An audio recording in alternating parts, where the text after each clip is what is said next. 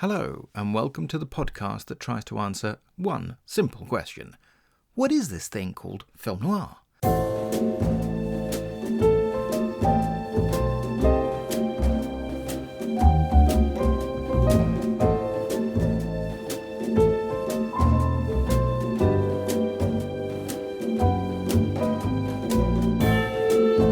I'm your host, Sergio Angelini, and welcome to Tipping My Fedora, where we discuss movies, books, TV, radio, and much more besides, all from the darker side of the street.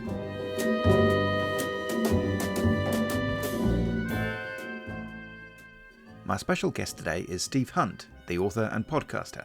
He writes on boxing history for Boxing News magazine, which is the oldest boxing magazine in the world, and various other websites. He has collected all of his writing in one place at his website, which is www.stevehuntboxing.com. His new book, which was just published this February, is entitled Heavyweight Title Fights of the 1980s, and is available in paperback and ebook formats.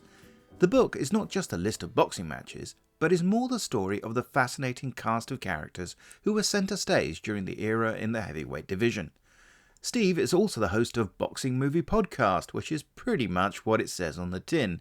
In each episode, Steve and a guest discuss a movie that has boxing as a theme. Movies covered so far have spanned the silent era, film noir, and even the blaxploitation genre. In today's episode, I asked Steve to pick his 5 favourite boxing noir films, and we'll talk about all 5 of them as we go through. Always a delight to talk to Steve, and I think this was a terrific podcast, and I hope you really enjoy the interview. But now it's time to put our gloves on and get down to business.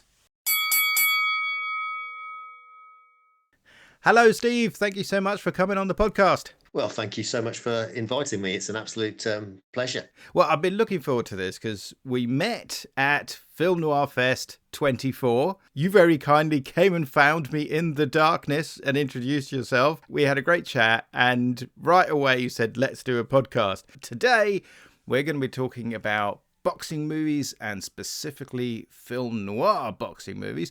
But before we get there, let's explain to the listeners what we think film noir is. So what is your definition? Ever since I knew I was coming on this podcast, I've agonized over this question. I know you ask everybody. So I am going to actually quote a couple of people that have been on my own podcast and kind of what they've said to me, which are things that have been stuck in my head. So a gentleman by the name of Michael Cronenberg, who actually is the graphic designer for the Noir City magazine, American magazine, he said to me about film noir when attempting to describe it, and I think he was quoting someone else, so this part of a chain, that it's a bit like pornography. It's hard to define, but you know it when you see it. So I thought that kind of... that stuck with me, but that doesn't really tell you anything. And then there's another guy who's been on my podcast a couple of times called David Curtiz, who's written a fascinating book about boxing movies, and he knows his stuff about films and film noir. And in his book, he wrote that film noir directly addressed the loneliness and constant threat of violence incited by city life through an almost singular emphasis on crime. And I thought that said a lot about what I feel about film noir. And he also mentioned in his book about characters in film noir movies as often being casualties of their environment. And I thought that is another crucial element to film noir. I feel with film noir, if you tried to find a overarching definition that described all the films that people would argue are film noir, it would become pointless because it would be too broad, because there's such a lot of variety within film noir. So trying to hit everything is almost doomed for failure. You'd end up arguing over even the era, because we can say the classic era is 1940s and 1950s, but some people would dispute that.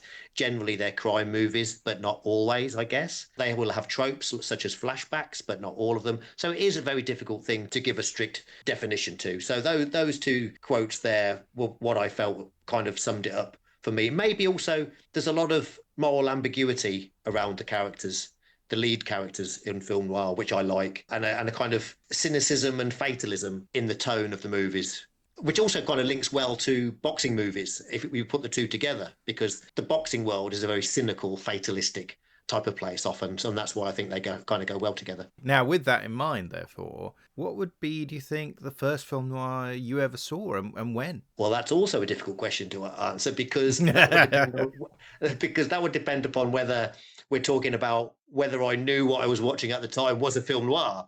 When I decided a few years ago to explore the world of film noir, I bought a book by the publisher Taschen, simply called Film Noir, and it's got a list of 50 movies that they consider to be the classic film noirs in between 1940 and 1960, and they include films such as Psycho, Yeah. and Rear Window.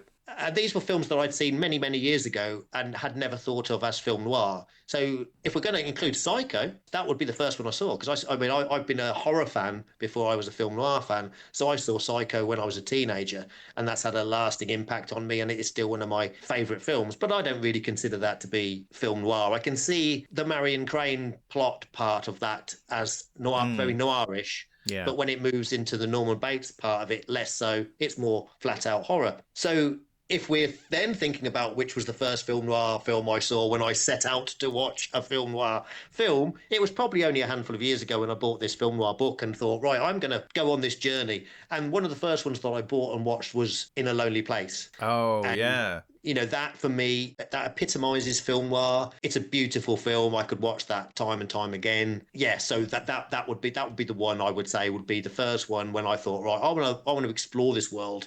You know, I was struggling to what is film noir, and asking myself that question. There's a lot about that film that, you know, reeks film noir, and I love Humphrey Bogart. Is it in two of the films that we're going to discuss today? So yeah, I would say In a Lonely Place was probably the first one I saw, but that's not that long ago, probably around the pandemic time. For me, pre-internet, you had to rely on these kind of printed sources where people had put together lists and ideas of things because you didn't have nearly as ready access. But in actual fact, with something like film noir, where it's so broad, like you're saying, then actually to have something like that book, which I think is edited by Silver and Hosseini, I think, who are two of the big scholars film noir, unless I'm getting it wrong, in which case feel free to tell me I'm wrong. I think I've got a copy of that. Is that the one with Peggy Cummins from Gun Crazy on the cover? It is, but I'm just looking on the cover here. It says edits by Paul Duncan and Jürgen Muller. Muller. So I got the right book and I got the wrong editors. Excellent. Yes. I may or may not edit that out. But but to have a book that brings a lot of information together so that it helps you make an informed decision, and then of course you watch them and you decide what works for you and what doesn't work for you, and your own ideas evolve.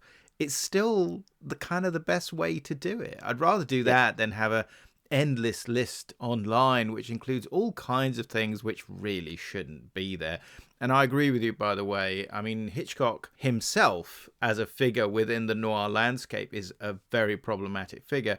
Psycho is definitely a problem for me. I mean, it's definitely a gothic thriller, whodunit, not an obvious noir film. And yet, for a lot of people, it's kind of the film that ends noir almost. Is kind of, you know, I think they're wrong. So, we are going to be talking about boxing movies. Why are we talking about boxing movies? What is it that draws you about boxing movies and that's made you create a boxing website and a boxing podcast and a forthcoming boxing book?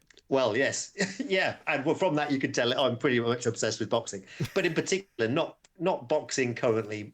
My love and my passion is boxing history across the entirety of the 20th century. So I wrote my book, which is about heavyweight boxing in the 1980s. And then when I had finished writing that, I found I had loads of time on my hands and I kind of needed to do another project. And I listened to a lot of movie podcasts.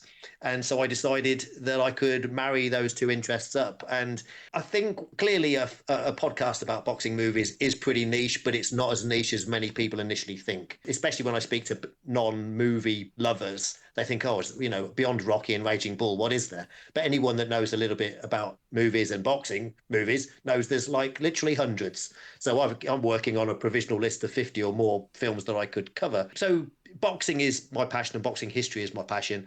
There are more boxing movies than any other movies dedicated to any other sport. The next most popular sport in films is baseball, I believe there's significantly fewer. Boxing is a head and shoulders above any other sport covered in movies. So it just seemed an obvious opportunity for me to combine two of my loves. And I just think there are some fascinating. Obviously, there are some turkeys in there. Of course, there are. For every Rocky, there's a Rocky Five. Or more, yeah, that's essentially why. We're going to be talking about 5 films that you've picked that you think are particularly cool examples of film noir and boxing, because that was what we were talking about in the mean streets of Weston-super-Mare. And luckily we were stuck inside a cinema most of the time. So, all that violence and all that noirish activity we completely ignored. When I think about boxing movies, the truth of the matter is that I was having a rummage in my brain, and I could only come up with really a very small number of films that were specifically about boxing at all from the 20s and 30s, particularly famous ones, shall we say. So one is Battling Butler, which is fantastic Buster Keaton comedy, not actually considered one of his classics, but which is very much a boxing comedy done by Buster Keaton in his trademark style and is thoroughly entertaining. And the other one is an early sound film called The Champ, which starred Wallace Beery and is about sort of an old guy at the end of his tether who meets this young lad, and which I suspect more people are aware of because of the remake at the end of the 1970s made by Zeffirelli, which stars John Voight and Rick Schroeder, or Ricky Schroeder as he was known at the time. But otherwise, very, very little. And so tell us about the first one you've picked, chronologically speaking, because I must admit it's the first proper sort of dark view of boxing movie that I can think of. Yes, so the first film that I picked was Kid Galahad from 1937. And I do think some people would again not feel that this is noir, and I would probably agree with them to a point. I could see why you wouldn't think it's film noir, but it's certainly got film noir elements. And it's the first time that, as far as I know, the underworld or the underbelly of boxing is kind of portrayed on screen. It's a fascinating film for me because although the title is Kid Galahad, the Kid Galahad character is the least interesting character in the film, or the character that goes on less of a journey throughout the movie in terms of character arc, or is obviously his physical journey is significant. The most interesting character is Betty Davis's character, who known as Louise and also Fluff, and the fact that she's known by 2 names is significant in the movie. And it's got Humphrey Bogart. The 5 films that I've picked, I also picked because we've got Bogart at the start and the end of his career. This isn't obviously the very start, but this is before Humphrey Bogart had the Bogart persona. He's a pretty one-dimensional, although still charismatic gangster, Turkey Morgan, in this movie. And his nemesis is the wonderful Edward G. Robinson as Nick Donati. We are broadcasting direct to you from Stage 7 of Warner Brothers Studios, where Edward G. Robinson and Betty Davis are just about to complete the last scene of their new picture, Kid Galahad. And from the reports I've heard, it is bound to be one of the most exciting and dramatic pictures of the year. Well, Mr. Robinson. Yes? And Miss Davis. Yes? Would you care to say a few words over the air? Why, certainly. It's a pleasure. Sure. Me? I'm Nick Donati, see? One of the smartest guys on the main stem. Now, don't get me wrong. I play the game strictly on the level. I play square with everybody. Everything went along swell until I met this Kid Galahad. And I gave him a break, and what happens? 1,000,000 dames fall for this guy, and my gal's got to be one of them. But I ain't going to stand for it, see? Nobody ever double-crossed Nick Donati and got away with it. Just a second. Let me tell my side of it. I'm Fluff. I was singing in a nightclub when Nick first met me. He was always swell to me. But when Kid Galahad came along, I fell in love with him. Yeah? Listen, do you know what I'm going to do? Yes. You're going to stop talking right now, or you'll tell the audience the whole story. So yeah, it's a wonderful film. It's not entirely noir. It's got a very noirish ending, I feel, but it's one that I particularly love. I think it's a great choice. I'm a big fan of the film, directed by Michael Curtiz, who is absolutely my favourite studio era film director, bar none. It's also a very typical Warner Brothers film from the 1930s, in that it was looking at social conscience ideas within a genre framework and moving at tremendous speed. It's a complex film because, in fact, this is an A movie. It's quite long. It's over 100 minutes. We've got a fascinating character in Bette Davis, who, in fact, Warner Brothers were, of course, trying to give her better roles, because she had famously, the year before, walked off the lot, broken her contract, and gone off to Britain to make an independent film because she sort of said the terms and conditions were not fair and she was getting rubbish roles. Warner's successfully got an injunction against her, so she had to come back. But in actual fact, she got what she wanted. She got the respect and the attention of the studio, and I think she had the press on her side. And the fact is that she very shortly after that became pretty much their biggest star. In fact, I think by the end of the 1930s, that's her classic golden period, and it lasts for nearly a decade. She's sensational in it, but so's Edward G. Robinson. I mean, Edward G. Robinson plays one of his ethnic roles, isn't it? So he's Italian, and which I found particularly amusing. His Italian is actually slightly better than that of the mother, the actress who plays his mother. So oddly enough, he's the second generation, but he's the one speaking better Italian. He is a promoter, isn't he? And he's a promoter who loses interest in his boxers when they start making independent choices. If they don't listen to him, that's it. They're off. He cuts them off and he just starts again, right? And so that's sort of what's happened. The boxer, we start off in a bout, and the boxer just is doing his own thing because he's the one in the ring and he's not listening to his trainer. And so that's it. He walks off, but then it turns out that there are these complications. They don't make it explicit, do they? You assume... Well, one of the nice things about the film, I should say, is that it's implicit that the game is crooked. It's not like they explain that this is some sort of weird anomaly. One of the strengths of the film, and why I think you can consider it pre-noir, or I'm not crazy necessarily about the proto-noir label, but obviously it gets used. But one of the things about it that makes it so distinctive, and which is going to become so important in most of the boxing films we're going to talk about next, is that it assumes that it's crooked, it assumes that it's bent, and that there is in fact some sort of weird competition between the Edward G. Robinson character and the Turkey character played by Humphrey Bogart, who is technically also a promoter, but is really a gangster. Yeah. And then we get this odd thing. There's this, they decide to blow all the money that they've made. They're so annoyed with this fighter that it's almost like, oh, I might stop even doing all of this, and so let's have a party. So they have a party that's been running for like 3 days, right? Yeah. You know, Bette Davis is actually great in the party scene because, apart from anything else, she gets given a very sort of different sort of outfit from everybody else. You notice how all the women, they're all wearing proper cocktail dresses, but she's the one playing wearing a sort of like summer dress.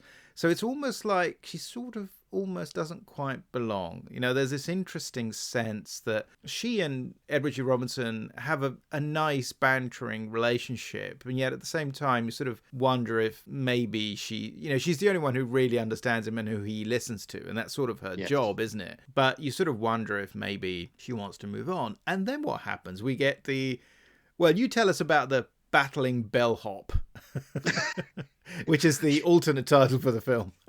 So in this 3-day party, we're introduced to the bellhop, a character by the name of Ward Gisenbury. And great name. Which it becomes a bit of a joke in itself, played by Wayne Morris. And he knocks out someone at the party, and in classic early boxing movie style is recognised as a potential boxing talent and taken on by Nick Donati. I don't know how far you want me to go through the film. Well, we don't have to go crazy because our listeners should really go and listen to your podcast about Kid Galahad, where you go into in tremendous detail. So we'll provide links for this on the website. So you feel free to be as broad as you like. Okay, so essentially the film really is about the rivalry between Turkey Morgan and Nick Donati, isn't it? And it's also about Bette Davis's steadying influence on the Nick Donati character. And once she decides to distance herself from Nick Donati, he loses his anchor, doesn't he? He goes out of control on a self-destructive direction, which takes us to the film's conclusion.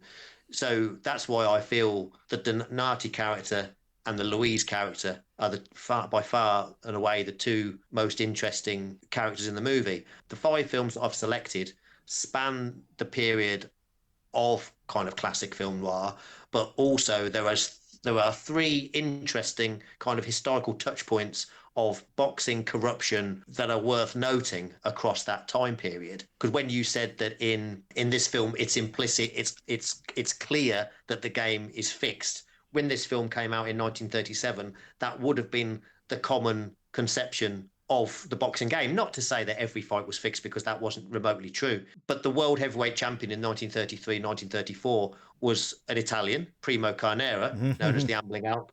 And it's widely recognised that his career was essentially fixed, that he was guided by a mobster by the name of Oni Madden, which would ultimately take us to the final film of our 5. Yeah. And so this would have been common knowledge. Fight watchers had begun to feel, can they trust what they were seeing in the ring? And that's why that was then going to be portrayed in cinema. Kid Galahad was popular at the box office. It did well. I think Davis was very happy with it. She was getting these more substantial roles, and she's billed above the title with Robinson. Yeah. So they're the 2 stars.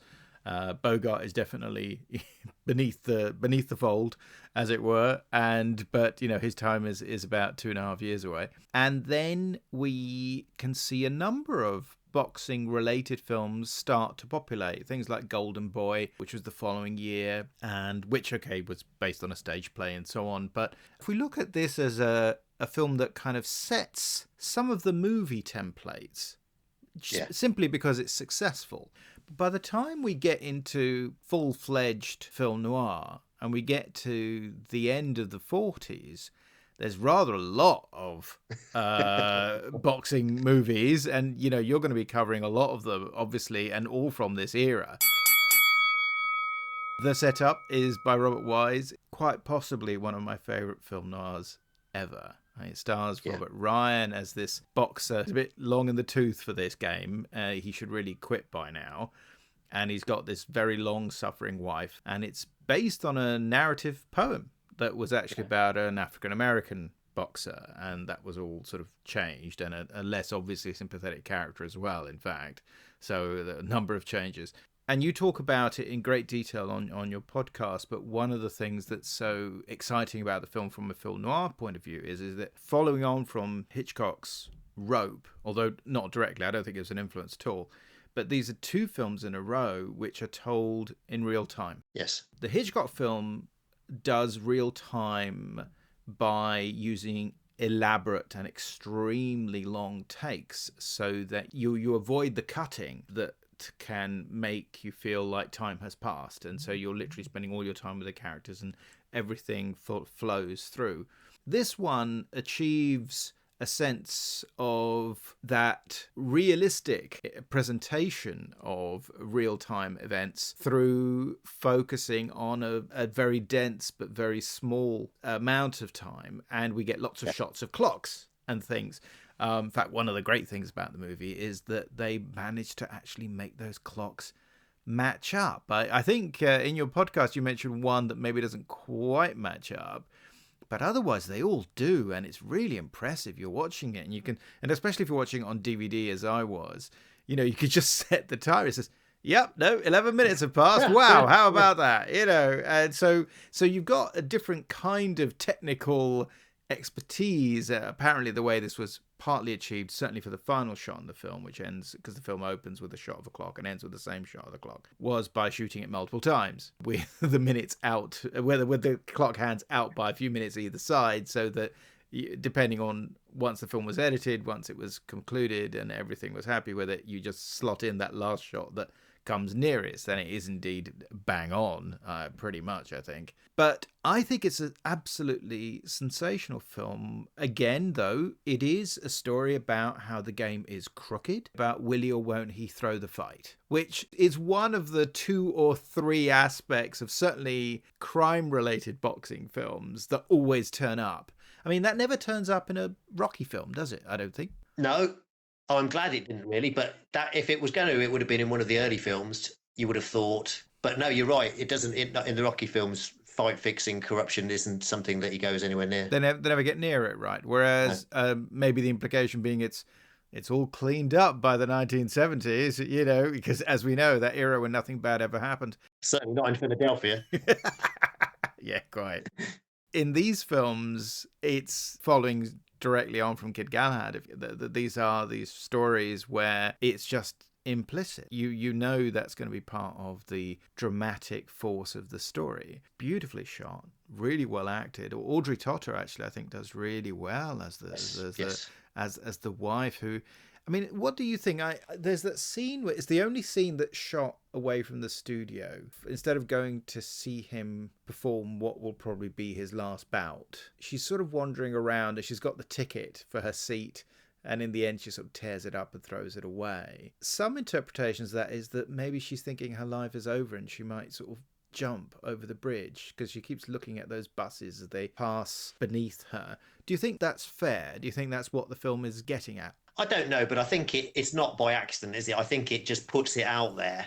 I don't think she's thinking about taking her own life, but I think showing us that, it just puts it in our mind that that's a possibility. When I gave the quote from David Curtiz earlier about characters from film noir being casualties of their environment, in this film that's very much true. She, along with Stoker, the fighter, feel trapped. Him in particular. She wants him to leave the fight game. He can't leave the fight game. He thinks that he's one punch away from turning it around, one win away from turning it around, and she knows that's not true. I understand that he's 23 and you're 35, Bill. 35 in this business, you're an old man. Look, Julie, they're building this kid up, feeding him a lot of pushovers. If I can get over him tonight, that'll mean a rematch. That's a semi-windup, 150 guaranteed. Maybe a top spot even. Top spot? Yeah, top spot. And I'm just one punch away. I remember the first time you told me that. You were just one punch away from the title shot then. Don't you see, Bill? You'll always be just one punch away. So I think when she's looking wistfully over that bridge, seeing the trams or the buses or whatever it is going underneath, and she tears her ticket up into shreds and throws it over there, it's, you know, she's seeing people leaving town, wishing that she could leave town. So I just think it's a very cleverly done sequence. And like you say, it breaks up the action very well from seeing Stoker in his dressing room, where we spend most of that part of the film. We see her mulling over, should she join him, shouldn't she join him, and ultimately deciding not to. One of the most successful aspects of the film is, in a way, that it gives us a story that it wouldn't be any different if it was the thief who's going to do one last job. You're kind of at the end of the story, and what comes after the end, which is not something that movies very often deal with, you know, beyond the kind of Scott Fitzgerald quote about, you know, there are no second acts in American life. But here, because you've got Ryan, who's playing him very much as an older guy, and you get these fantastic scenes when they're in the locker room and there's the kind of excited young guy who goes and throws up because it's his first ever bout.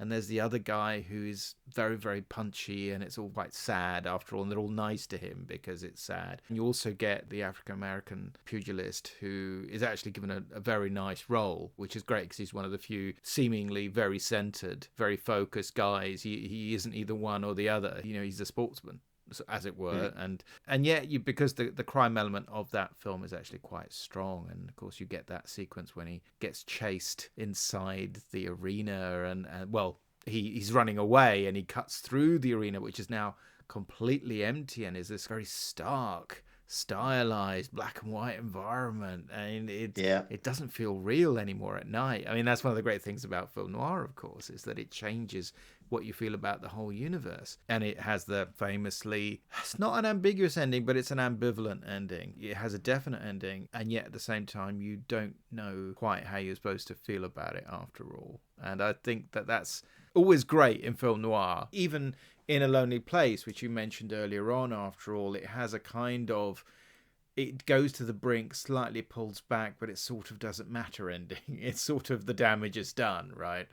And I always admire those because most films tend to be way tougher in terms of how you represent that. And in fact, I mean, the setup, of course, on your website, I think it's one of the big images you've got on your website, which is that shot of Robert Ryan on the run. And it's, I love it. It's bleak and it's brilliant. I think it's just absolutely one of my favourite films. I'm so glad you chose that as one of the ones for us to talk about. I really love the setup, but what I like about it is the fact that it is a setup. It's the Stoker Thompson doesn't discover that his fight is supposed to be fixed until he's in the fight. That's the problem, isn't it? That's the problem for him.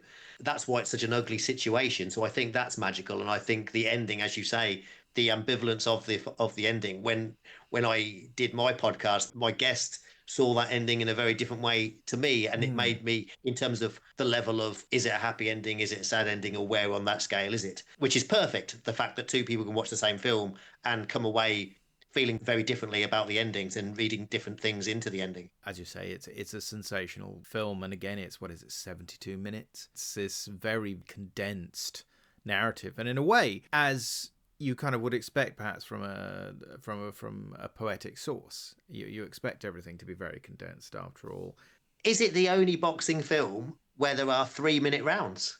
Well, good point, because it must be. I think so, because I can't think of any other real-time boxing movies, and let's face it, that would become boring in any other context. So even we spend a lot of time looking out of the ring at the interesting characters at the ringside, but I think that must be the only boxing film where we see 3-minute rounds. Yeah, I mean, and also everything is so run down in that film. Everything looks so beaten up. And then it turns out that so his manager thinks he's going to lose anyway, so there's no point telling him that the game is fixed, because he doesn't have to take a fall. He'll just fail anyway. And then it's all over $50 measly. That's not even the amount that he would get, right? He would get a cut of that. So it's kind of like, oh my God, it's nothing. It's absolutely nothing. They're fighting over nothing. Yeah. And yet, it's the essence, it's the quintessence of the horribleness of it, the terrible cynicism of it, the cruelty. The manager is played by George Tobias, who is one of those great character actors who could play comedy and also sinister roles. I think in America, he ended up being best known because he was like the neighbor in Bewitched in the 60s and early 70s. But obviously, you know, he was someone who turned up in dozens and dozens of movies. And he's great in this, but he's an absolute bastard. Yes. And again, it's one of the great things about the film is, like you say, because you actually get to see the full round, which, you know, must have taken a huge amount of effort. But when you see Ryan actually land a proper punch, it's absolutely thrilling. Whether you're a fight fan or not, it's great, because most of the time he's getting bashed around a lot. And it's terrific to see him actually sort of at least get one whack back. And in fact, it sort of, you know, then goes beyond that, of course. And also you get all these really well-characterized people in the audience. You know, he keeps coming back, and there's the guy who's always eating. There's the woman who at the beginning we saw saying, I don't know why I go to these things. I always put my hand in front of my eyes. It's so horrible. But in fact, she loves it. You know? That's my favourite. She's my favourite. I think that says so much about people's perception of boxing. There's a lot of people that like to look down their nose on boxing and make the comments that she makes, but we can't ignore the primal attraction of boxing. And I think that is illustrated in her character, that she likes to think that she's above boxing, that it's a horrible, vicious sport. It is a vicious sport, of course, and it is a horrible sport in many ways.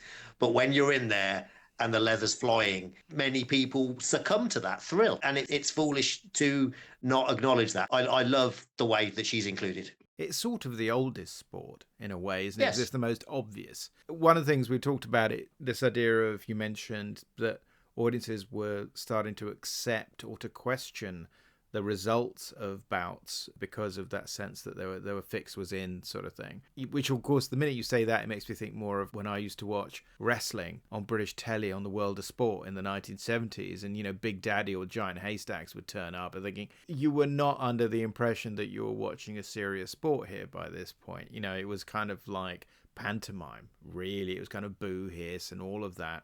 I don't know if there are a lot of people that go into wrestling as a serious sport anymore, and it's not on telly anymore in the way that used to be. It does always work, doesn't it? I think you have to make a really poor boxing film to not connect, pardon the pun, at some level. It's a way of this having this gigantic group catharsis. So whatever problem you've got, whatever neurosis is bogging you down, you can go out there and scream your head off, and it'll all be over in 15, 16 minutes or whatever it's supposed to be. I mean, because in this one, can you actually explain this one to me? Is it only supposed to be... It's not a 4-round fight. Yeah. Is that right in this film? Is it a 4-round fight? Or am I getting mixed up? Yeah. Yeah, you get plenty of fights that are 4-rounders, and they called this a walkout bout, which basically means it's the bout that comes on after the main event. I can't remember now how many rounds the previous fights on that bill were scheduled to be, but you will get plenty of bouts early on the card that would be 4-round bouts, and you may well get a walkout bout that would also be a shorter fight. So 4-round fights are still very common now. This, of course, is a small hall show in Paradise City in the middle of who knows where exactly in America. So these aren't going to be long contests, because these aren't top boxers and top athletes that probably wouldn't be able to go 8 rounds or 10 rounds. And the format of the film isn't going to work. So for that reason alone. Can I say one other thing about the timing of this film, in the sense of this film and the next film that we're going to mention coming out in 1949, when I earlier mentioned about kind of 3 touch points across boxing history, that you could have chosen others, but the 3 I think are relevant for the time span that we're looking at. This film came out in 1949, which is 2 years after a very famous corrupt fight when Jake LaMotta through a fight against Billy Fox, which obviously is depicted in Raging Bull. But that fight would have been seen by so many people and was so high profile, and no one believed what they saw that night, because that was just unbelievable that Jake LaMotta would be hurt, and he was so useless at throwing the fight. So the fact that The Harder They Fall, the novel, was written in 1947, and this film and then our next film comes out 2 years later, it must have been very much in the public consciousness. And that was just one fight. There would have been others that people would have seen on their TV screens that would have still left a stink around the sport. Well, in fact, I mean, the next film on your list is Champion, which was directed by Mark Robson and written by Carl Foreman, based on really nasty but terrific short story by Ring Lardner. Well, the character's way more evil in the short story, right? And in fact, there was a lawsuit between the makers of this film, The Champion, just Champion, no definite article, which was going to be released by United Artists, and The Setup, which was released by RKO. The fact is that the director of The Setup, Robert Wise, and the director of Champion, Mark Robson, had been close colleagues since the late 30s at RKO, initially in the editing department. Then they both got promoted to directing by producer Val Lewton in his series of horror films in the early 40s. And they ended up setting up a company together. So they totally knew each other and were very close.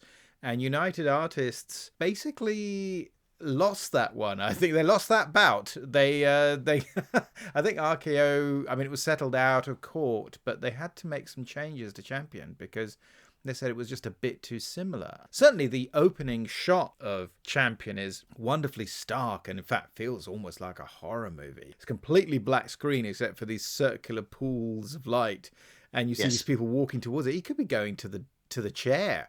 You know, it's it's incredibly ominous. That's not accidental, is it? No, exactly, because I think again, it's a flashback narrative, so he's at both the apotheosis of his career, but in actual fact, it's also going to be the end of his career, and there is this kind of doom sense to it, so that he goes on the ring, and it's Kirk Douglas in the role that made his career, moving up and up and up for several years, but this is the film that made him a star. He gets in the ring, bows to the audience, gives this famous big grin, and then we flash back, and it's several years earlier, and it's him and his brother, played by Arthur Kennedy, and we get his professional life story, don't we? I mean, I don't know what the setting is, because Ring Lardner, of course, was a journalist. I can't remember when the short story originally came out, but I have a feeling that it was certainly the 30s, I think. The movie doesn't tell you exactly when it's set, does it? Because we know about 4 years go by, roughly speaking, throughout the narrative. And yet again, it's not quite as compact as The Setup.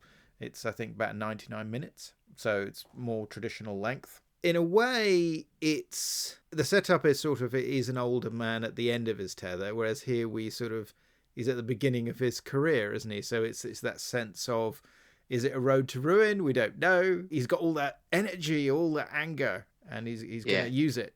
The second of our films to feature a fighter who accidentally falls into boxing, isn't it? Like as in Kid Galahad. Well, in Kid Galahad, in fact, one of the things I wanted to point out, one of the oddities of that film is, of course, is the way that, and this is true in this film as well, is that particularly now we've gotten into this idea of a gender discourse about the representation of women in particular in films. But here, of course, the object of adoration and of erotic thrills are in fact the men. So in Kid Galahad, there's this bit where they kind of cut his clothes off and the women go all around him. They're all absolutely thrilled by this tall blonde guy. And equally, the way we get the representation of the character played by Kirk Douglas, one suspects part of the appeal was him getting his shirt off. For an actor, he makes a fairly convincing boxer. I mean, he wasn't especially tall, but in fact, one of the things that's interesting, we'll talk about it later on, but the way boxers were at the time, of course, they weren't these machine tooled and refined boxers that you get today. They kind of, frankly, look a little softer, don't they? I think from that era, they look a bit more like regular people who just have an amazing punch or whatever. So this is a film where we get introduced to a guy who is a bit aggressive, but he and his brother are sort of making their way. Then they get let down a lot. They get defrauded. They get their money stolen from them. They get rolled on a train. They're obviously, you know, which is what makes you think it's more like the 30s almost, you know, really. They're riding the rails, aren't they? And then, like you said, there's this opportunity to go and box as a way to make a living. But in the case of Douglas, he sort of turns it down, doesn't he? He turns his nose up at it. Because he thinks that's low class, I'm not going to do that. And then both money requires it, but actually he starts getting attracted to the idea that he could be a winner. He could actually be an important person. He becomes this sort of monster, doesn't he? I don't know about you. I don't know if we ever truly lose sympathy for him. I think I don't know. What do you think? I think we do. I think that it's left up to the viewer, isn't it? But I think there's a scene towards the end where it's implied that he rapes his wife that he's separated from. Before that, we can think he's had a tough upbringing. He's been let down by a lot of people. He's found something that he's good at. He's desperate and single-minded for success, but he treats people badly. It's interesting in this film that we see 3 romantic relationships, which I think is pretty rare, one after the other. He treats all of those people badly. He ends up treating his brother badly, but we can still feel some sympathy for him. But I find it very hard. I mean, he's certainly a more understandable character in the movie than in the short story, where he's a monster from the outset. By the end of the film, by the time he decides to take advantage, that's putting it mildly, of his wife, who he's separated with, but is now in a relationship, an entirely justifiable relationship with his brother. That is a power play, isn't it? He does that purely out of spite, and it's hard to feel sympathy for him. What happens to him is awful. It's hard to. I really enjoy this film, but I can't think of a more unpleasant lead character in many other films. I mean, I must admit, when I watched the scene with him and the ex-wife, who's played by Ruth Roman, I must admit I didn't immediately think of it as a rape. But you're right, he certainly takes advantage of her, so that he trades on the fact that she still loves him, but does it not for good reasons at all. We don't see anything, right? The screen fades to black. She says, "Please leave me alone," and he says, "You're my wife," and then it fades to black, which to me suggests it's left up to interpretation. And interestingly, this isn't the only film out in the 5 where there's a potential implied rape scene. Another one that we'll come on to later. Yeah, I mean, certainly there's something very animalistic about the Kirk Douglas persona. I mean, in a way, it became the part of his characterization. You had both this extreme drive for success, this kind of callous disregard for other people's feelings, but also, of course, there's a masochism which is something you get right at the end of the film. But this idea that he's sort of knowingly, almost knowingly destroying himself, and certainly whether it's physical or mental, we see terrible things sort of happen to Kirk Douglas throughout his career. You know, whether he gets his eye poked out or in the Vikings, or he gets hung upside down in Spartacus, because the physicality is so he's not a particularly tall actor or anything, but he's very imposing and physically very imposing in other ways, and the personality is huge and very, very aggressive. So that when you see him immediately after this, he does a whole bunch of films where he's equally unpleasant, but just a bit more charming. Maybe. Do you think they're saying in this film that his journey in boxing is what is responsible for his moral downfall? No. A corrupt sport corrupting him? No? Absolutely not. No, in the end, and this is the sort of thing that got people into trouble, the screenwriter, of course, is Carl Foreman. Carl Foreman was one of the big writers to fall foul of the communist witch hunt. And absolutely, it's his drive for success and money that is his downfall, because the one of the three women that we see him have relationships with, it's the middle one who's played by Marilyn Maxwell, and she's the femme fatale. If you have to have that characterization, she literally sort of says, I only care about money, and as depicted, that's all she gives a damn about. So that when she gets let down, you're actually quite pleased, because she's horrible in the film. So she totally has it coming. She gets tons of his money and then complains. As is, no, you know what? Buzz off. I'm off. I'm going to go and do terrible things to another woman now, which is exactly what happens. But it's always about money, isn't it? Because that crushing scene where he's been seeing this woman played by Lola Albright, and it all seems to be going quite well. And this guy who's got an interest in her and who holds Kirk Douglas's contract basically sort of says, I will give you your contract back, which is worth $65,000 if you'll leave her alone. Yeah. And he takes it. He just walks away. He just walks away for it. He sort of says, you know what? You're not worth $65,000 to me, babe. Bye. Yeah. Well, you are his wife. Yeah.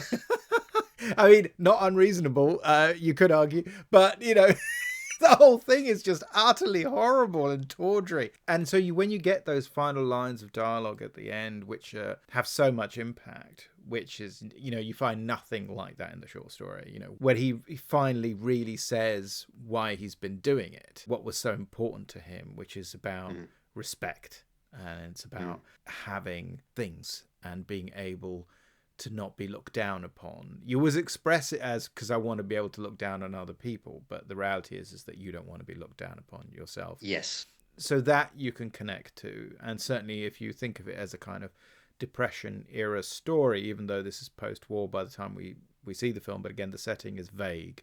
Having said all of that, actually, they don't mention the war, so we don't know when it's supposed to be. I'm basing it partly on, but where the short story was coming from.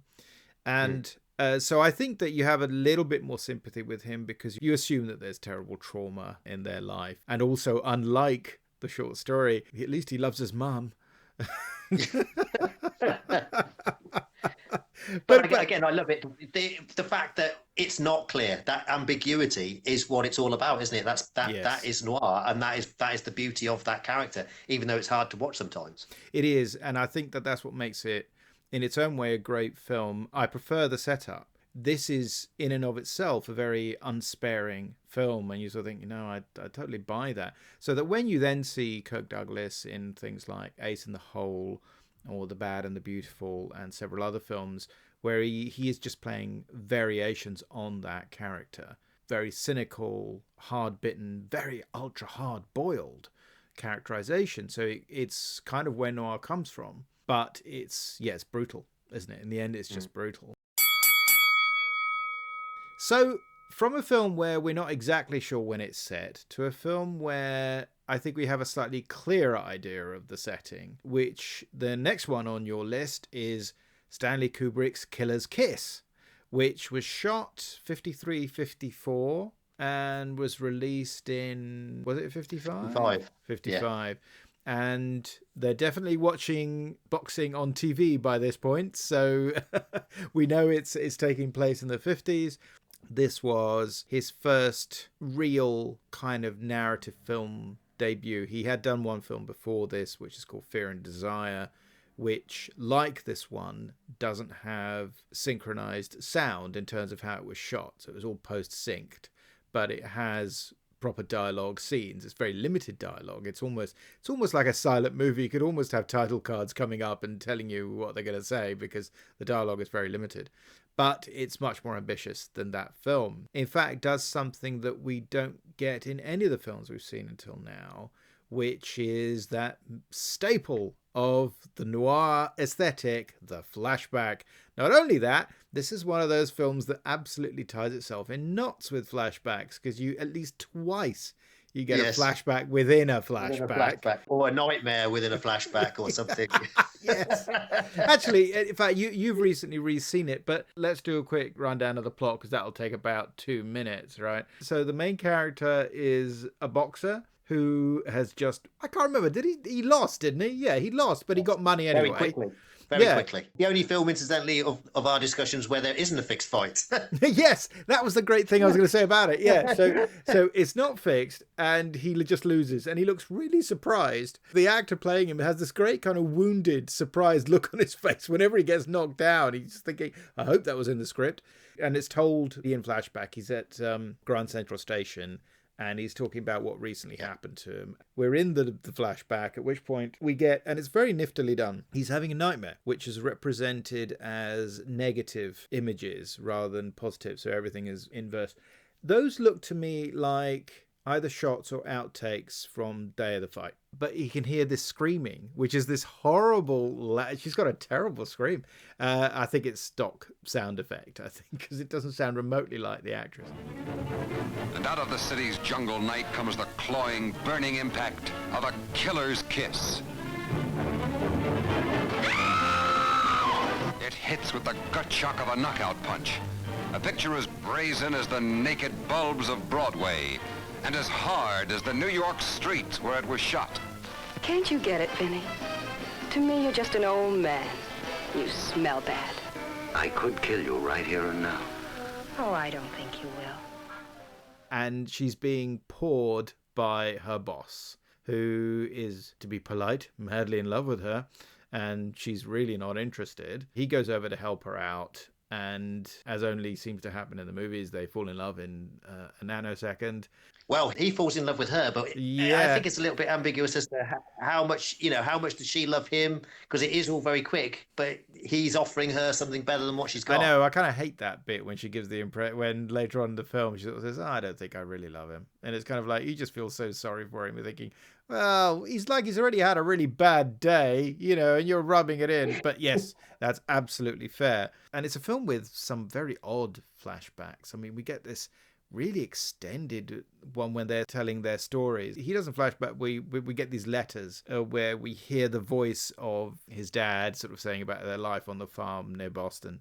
She gets a full-fledged flashback that lasts for ages, all set during a ballet routine, which is given a big credit at the beginning of the film, which is an interesting juxtaposition, of course. You see the ballet dancer who is her sister, and throughout all of this, we hear the sort of terrible story of what happened to them and when she got married and they all died, basically. It's all very noirish and sad. The number ends and we come back to being in flashback number 1 instead of being in flashback number 2. In a way, there's something quite plausible in a sense, as you say, because I mean, all 3 of the main characters are kind of looking for they're all unhappy with where they are. They're all sort of maybe slightly haunted by family or something in the past. They all have sort of photos and mementos. It's almost like in Blade Runner. You kind of have these ideas of what it is to be human, and it isn't where you are right now. So he's thinking about going back to the farm. She's sort of running away from the terrible things that happens in her personal life. You're not quite sure about what happened with the dance hall owner, but again, he's clearly got some massive disappointment in his life. It's Frank Silvera who gets top billing and is the only professional actor in the whole film. So there's this interesting trio of characters, but you don't find out a lot about them. You find out some facts about them, but not really what they're like as people. But they decide they're going to head off, and her boss, who is also in love with her, isn't happy about it, which bizarrely leads to a mistaken identity and murder. It's one of the more casual bits of murder you're ever going to see in a movie, and you just feel so sorry for the guy, because he just seemed like a really nice bloke. He's his manager, right? And he gets mistaken for him, and they go out and kill him. But it's a beautifully shot scene. It is. I mean, the aesthetics of it are fantastic. Not entirely dissimilar from the setup. I can't believe you hadn't seen the setup. But it's, like you say, it is, because, again, it's one of these films that benefits from having been made on such a tight budget that it also chooses to depict this very unadorned, everyday New York life circa 53, 54. So that's part of the absolute charm of it, is to see those shots of parts of New York pretty much as they are. You know, there's no set dressing. I mean, I think the main set is a set, as it were. I think that the two bedrooms that face each other are the two rooms that face each other is a set, but the rest is all pretty much done on location. It's very evocative, I think. So you can just sort of just get lost in that representation of New York at that time, and shown in a fairly grubby state, very, very far from getting gentrified. This is a kind of there's a lot of poverty there. And then you get that bizarre subplot with the two guys wearing a fez who nick his scarf. That's weird. Yeah, which is hilarious. The only purpose of that is to get him away from where he's standing, so we can have the misunderstanding of who, so that his manager is the one that gets murdered instead of him, isn't it? It's to take him away. But it's sort of quite eccentric. It's such an odd way to do it. And yet I love the idea that there's just two guys who do this weird drunken weave dance, whatever, and you spend quite a lot of time with them before it becomes an annoying moment that leads to a specific and horrible plot point. The film has a number of things like that, where it goes off in slightly unexpected directions. Yeah, especially considering it's only 67 minutes. It's very brief. Barely 7 reels. It feels longer, which is interesting, partly because it packs a lot in, but it doesn't feel particularly brief because there's a lot going on. It darts about and makes good use of the locations. The only one that makes me laugh, which is, I know it's meant to be very noirish, but there's that bit when he goes on the roof and he's trying to get away from the bad guys, and he basically does a whole 360 route all around that roof. Now, it's done in the early hours, and it's wonderful, sort of grey light, and it looks wonderful, but you just sort of think, he's just gone the whole way around and not found a single open door. I mean, man, you're the unluckiest human being in the universe. But also, it's kind of like, maybe you should have started with the nearest door instead of going all the way around and then, But it's beautifully done, and you get these very memorable set pieces as well, like the bit in the mannequin factory. Yeah, some kind of warehouse. But I mean, essentially, it's just a beautiful setting, isn't it, for the final showdown? Of the films you've picked, it's the one where the boxing is the least prevalent. I think that's fair to say. Yes, absolutely. Yeah. Are you a fan of Kubrick? Because I have mixed feelings. I like some, I don't like others. I think I would agree with you. So I feel like I am a fan. I can't say I'm an expert on Kubrick. I must have seen The Shining lots of times. But I think I've seen all of his films at least once. Obviously, The Killing is a particular favourite. So, yeah, I would say... And this film, I was so impressed with this film, bearing in mind it is very early Kubrick. I read that he had to shut down filming on a Friday afternoon so he could collect his unemployment check. That's the part of his career that he was at. And it just shows such imagination for a novice filmmaker working his way through that kind of independent filmmaking world. It was, I suppose, designed a little bit as a calling card, as something that it's within the noir genre, so that it's within a known presentation. I always hesitate to call it a genre, but nonetheless, it's identifiable. You know what kind of film it's going to be. It would be the B picture support on a program because it's so brief and it has nobody famous in it at all. At the same time, it's full of fascination, full of things, because, just that shot of when he has the nightmare, of course, you end up thinking, well, 10, 12 years later, and it's almost like in 2001. It is very rough and ready around the edges, but at the same time, and it's been pointed out, I think, that other critics as well, that it has that sort of advantage that because of the way they had to shoot it, unlike practically every other Kubrick film, which is super precise and so carefully worked out, this feels nicely rough round the edges. It feels like actually when you have one of the characters falls over during the chase and he has to get up and keep running, and it's kind of like, no, that's kind of realistic, and leave it in, keep going. And it's kind of great. And so I think that gives it a freshness and a vitality. And the ending isn't particularly ambiguous, although I think that we get, is this a happy ending? Is this going to be a love for all the ages? Or, is it just going to be holiday in Boston and then everybody goes their own sweet way afterwards, at best. I think apart from Silvera, they're all sort of adequate. None of them are sort of brilliant thespians, are they? I think at least he does look like a boxer. He can carry that off. In fact, there is that great scene at the beginning just before his fight where he's sort of examining sort of his face and his eyebrows, and he's looking at his nose, and it's almost like a question of what state are you in after X number of bouts, but also is it still going to look like this tomorrow almost? And actually that's kind of a great moment. I really like that. You mentioned Kubrick's previous documentary, Day of the Fight, and that part where Davey in the film Killer's Kiss is looking at himself in the mirror and touching his nose. That is taken from Day of the Fight. That is also a shot in there. I haven't seen that for many years, so okay, obviously need to rewatch that. Okay. There's a couple of moments that are lifted, shots that he'd used and knew worked, I guess. During the fight scene in Killer's Kiss, there's a shot where we look from one corner to the other underneath the fighter's stools. That is also in Day of the Fight. So that's clearly something. Yeah. In your podcast, you mentioned that there's now access to the sort of first cut of Day of the Fight, which is 12 minutes long. Can you talk us through that a bit? Yes, well, I didn't know the history of this, but there's on easily accessible on YouTube. There is a 12-minute version of Day of the Fight and a 16-minute version of Day of the Fight. So I didn't know which was the original or how that came about, but there is the two versions. I think my guest can you remind me then which one is the original version or the background? The original is the 12-minute version because it would have been a support feature in cinemas, and they asked to put more stock footage in to actually make it a bit, and that therefore made it longer. And so more footage was added, which is just stock. I think it's pre-existing footage. And so the 16-minute version is the one that was released in the cinemas, but it's this other edit as opposed to the 12-minute one, which was his original edit.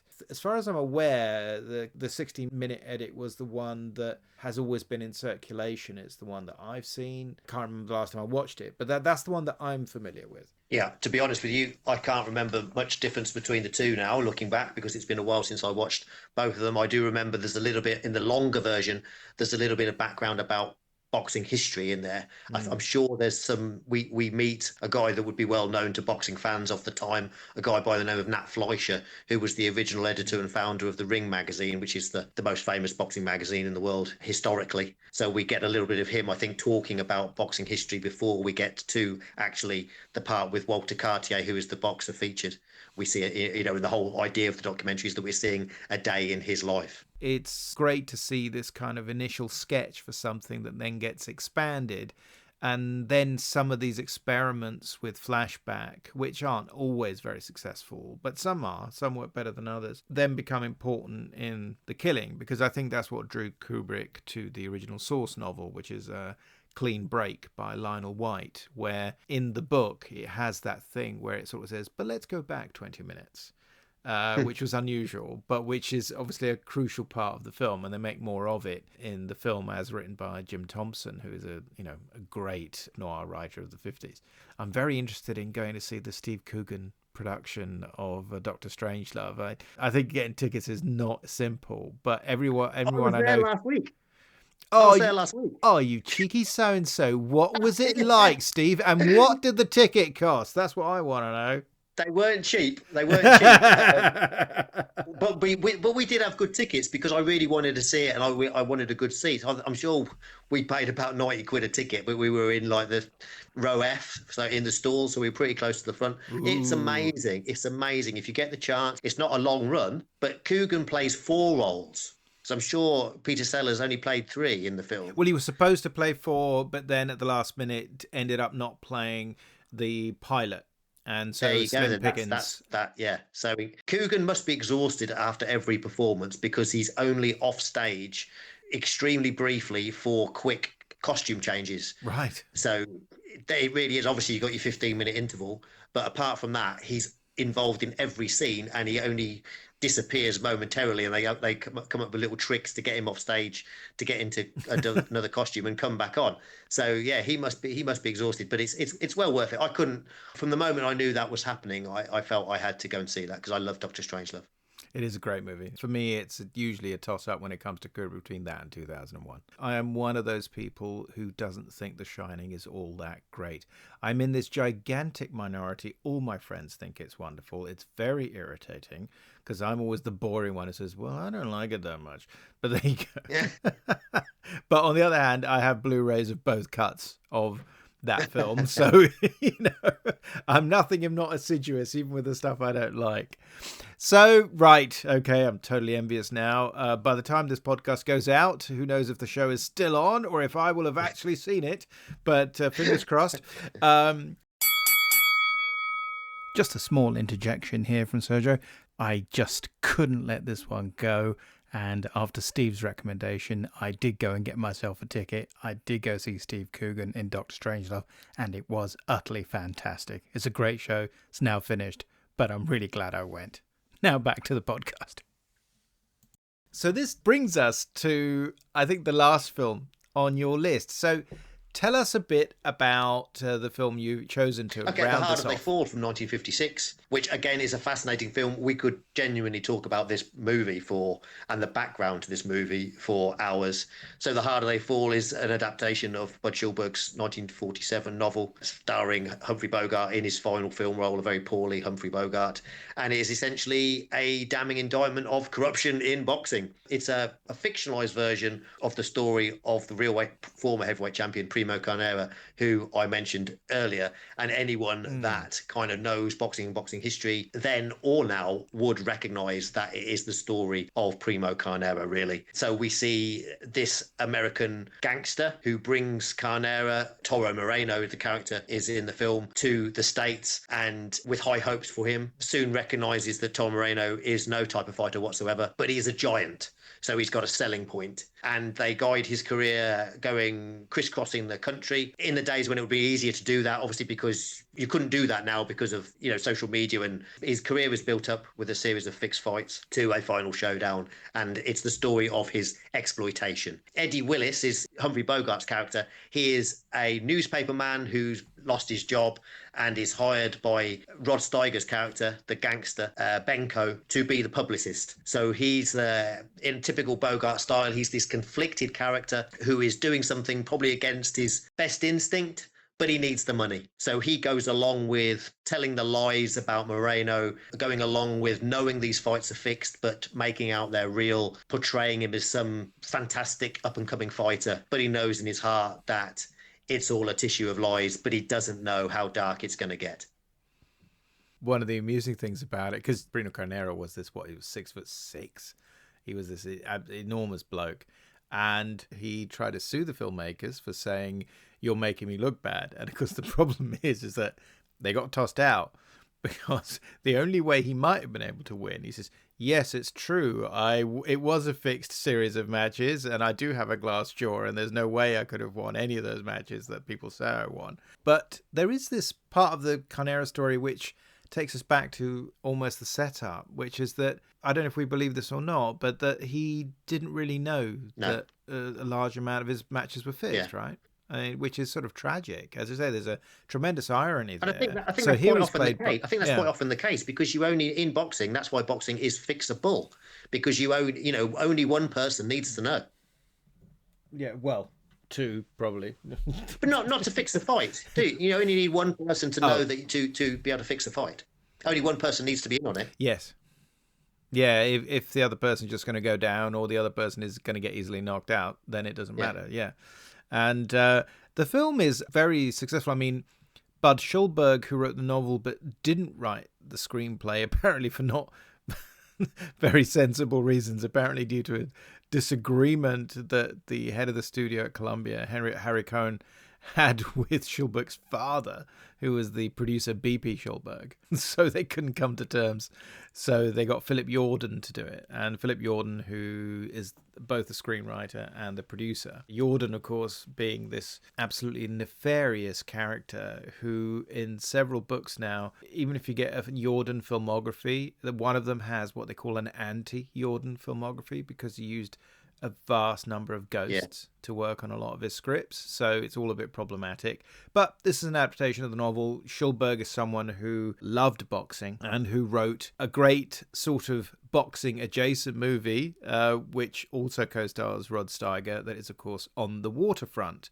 On the Waterfront now tends to get thought of, shall we say, in political terms, as a film that explores and rationalizes having to name names, having to think on people, because that's what Schulberg and the film's director Elia Kazan did to the House on Un-American Activities during the communist witch hunts. Schulberg with, I think, rather more justification than Kazan, because Schulberg had very much turned against the Communist Party and felt that they were really messing around, and so he was happy to critique them in public. With Kazan, it was, rather different, I think, and I'm not surprised, therefore, that, Schulberg is less of a person who was sort of haunted by it. It's interesting how long it takes in having a go at the Bogart character. For a certain amount of time, the perception is that, look, it's all crooked. I mean, in fact, one of the things is because that is definitely set in the 50s and it's the TV era, you already start to question how plausible some of it is by the time the film comes out, because you're thinking, well, this is starting to become much more visible and maybe just a tad more obvious. If somebody who moves as slowly as that, how convincing could it possibly be? It takes, well over 90% of the film to be over before Bogart really kind of starts to feel, like you say, just how bad the fix is in, because he's prepared to accept it up to a point, because he's thinking, look, it's just part of the game. Everybody's going to get some money at the end. It's going to be okay. And we know that he genuinely feels that he's a friend to Toro and does have, in that respect, some of his best wishes at heart. But even when he sort of helps him out at the end, it takes him quite a long time to get that money out of his wallet, and give it to him, which is very interesting. But he does the right thing. I think that makes him a bit more relatable. The fact that he's a man himself that's fallen on hard times. He does the job for money, and he does think all the way along, I can swallow my pride. And Benko makes a comment at the very start when he's trying to convince Eddie to take the job. He says, look, where's your self-respect got you? Eddie has lost his self-respect. So he probably wouldn't have done that. He wouldn't have left the newspaper to go and do this job. But he's been sacked from the newspaper. He feels like maybe he's washed up. Is he going to get another chance? So as in real life, sometimes we have to do things that we would rather ideally not do and compromise our principles.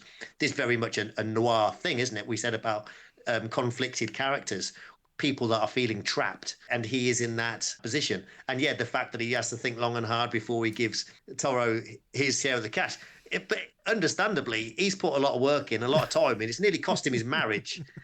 And he didn't. It was only recently that he realised that Toro was going to get absolutely nothing. So I find it makes him more relatable. Yeah, no, maybe that says something about me. Well, I think we live in a perhaps an even more cynical age about some things. When they sort of pull out the books and they say just how much they're going to give him, you could argue that that's perhaps a teensy-weensy bit exaggerated. Carnera ended up with nothing. Yeah, basically, yeah. So, I mean, it's done in a cinematic way, but the reality is that's what happened to Carnera. We get to an ending which tries to give us some hope. Because we live in a cynical age, I'm not sure how much I buy that. Apparently there are variants of that ending, but they're absolutely minor. I haven't tried looking around to see if I can get the alternate version, but in essence it's just I think one word on what he's typing in the typewriter at the end. That's about whether it's going to be the sport should be banned or it should be, and that sort of thing.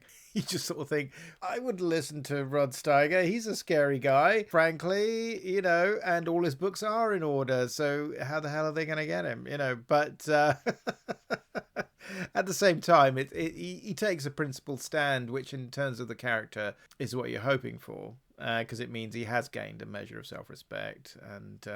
And I suppose historically, is the feeling that things have improved, did improve at a certain point? I mean, the commission did come in around 1960. That's right, isn't it? The Boxing Commission, yeah. Yeah, this was. I mean, it was interesting that the book was written in 47. This film came out in 56, and Schulberg himself wasn't happy with the film because he felt that the corruption was overstated and things had moved on in boxing in a positive way since when he wrote the novel. That's not entirely true. Boxing was still really struggling in the mid 50s.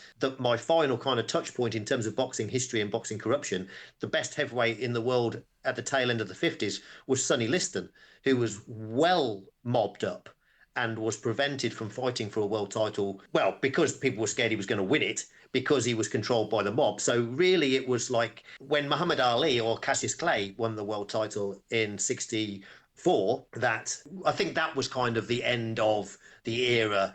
You know, that was a kind of a turning point, although there was still murkiness in boxing, and there would be plenty of examples of dodgy stuff going on, since then. But I think that is a bit of a turning point.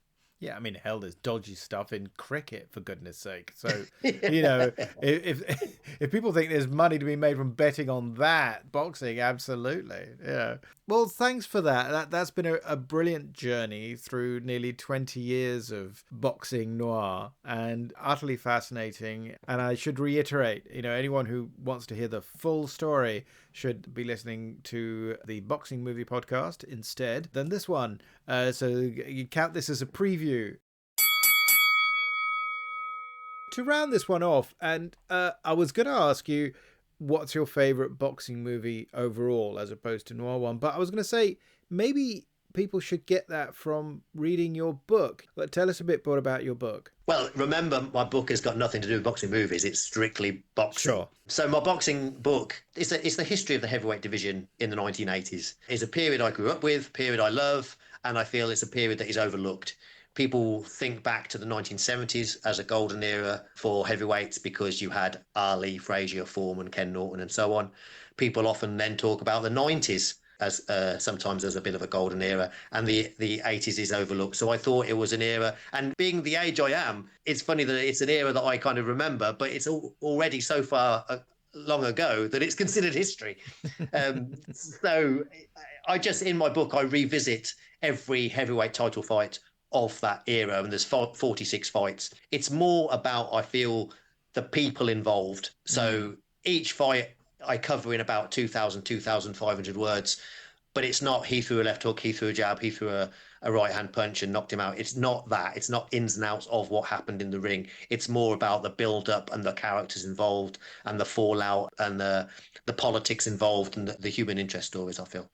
So if we are going to ask you what your favourite boxing movie is, or the one that, or a favourite, not the best, but maybe the one you would go back to the most often, do you have one, or a series of them? I don't want to be too much of a cliche and just say Rocky. It's a great movie. I really feel that the setup is probably my favourite because I think it's such a powerful story. I just love it for all the reasons we've already talked about. Yeah. But if we were to exclude any kind of noir type movies, then I feel Rocky's. It's such an amazing story. The background to the film is such an amazing story. The story of Stallone being desperate to play the lead character. Yeah, it's just Rocky is hard to beat. Yeah. Oh, well, literally, yes. So, yes. On that note, Steve, thank you so much for coming on the podcast. We must do this again sometime. But in the meantime, what's the next podcast going to be about? The next podcast that I'm due to release is Rocky 2, strangely. I'm obviously trying to spread those out a bit. So, yeah, I've got Rocky 2 in the can. And also, going back in time beyond Kid Galahad, I've got one coming out on Prize Fighter and the Lady, which is a very interesting backstory because you've got Max Baer, a former world heavyweight champion, in the lead role. I can't believe we didn't mention Max Baer in The Harder They Fall. He's fantastic in that. He plays a complete jerk. Which he probably was in real life. Oh, really? Okay. I just thought it was good acting.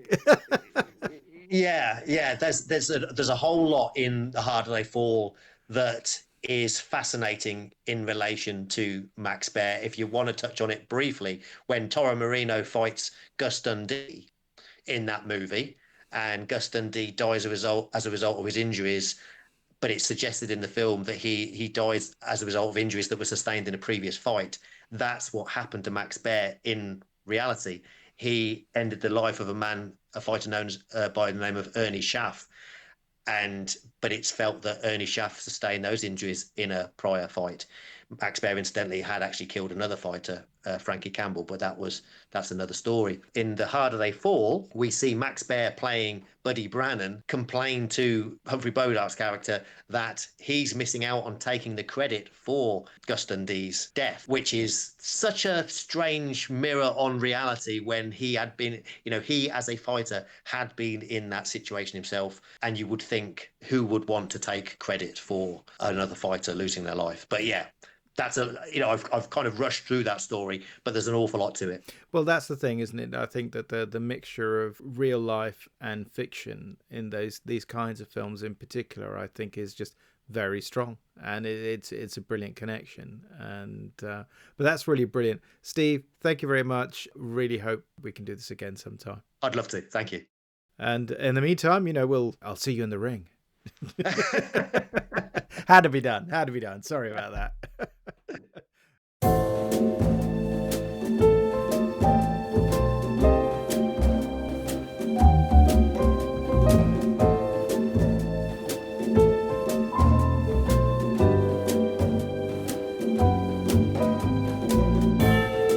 You have been listening to Tipping My Fedora, the show about all things noir. It is produced for Castiglione Publishing by me, Sergio Angelini, and our theme tune is by Petar Milinkovic, whose work is available through Tailkeeper Music.